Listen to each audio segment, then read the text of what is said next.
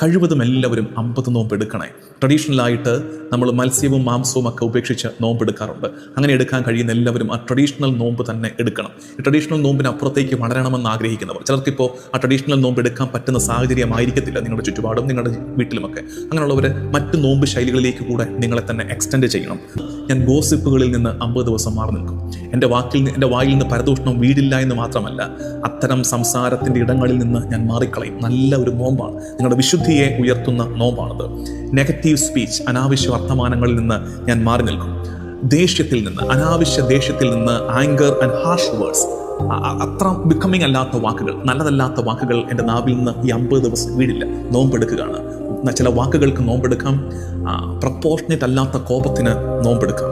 അപ്പോൾ ഈ ഭക്ഷണം പാഴാക്കുന്നത് നമുക്ക് നോമ്പെടുക്കാവുന്ന ശൈലികളാണ്. ഞാൻ ഭക്ഷണം പാഴാക്കൽ, ചിലരൊക്കെ ഇന്ന് വളരെ ഇൻഡിഫറൻ്റ് ആയിട്ടാണ് ഭക്ഷണമൊക്കെ നിസ്സംഗതയോടെ, ഒരു നിർവികാരതയോടെ ഭക്ഷണം പാഴാക്കി കളയുന്നവരുണ്ട്.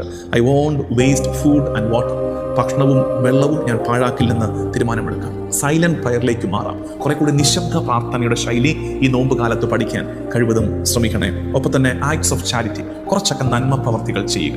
അത് 2 രീതിയിൽ: 1 സുവിശേഷ വേലയ്ക്ക് പിന്തുണ കൊടുക്കുക, 2 പാവങ്ങൾക്ക് പിന്തുണ നൽകുക.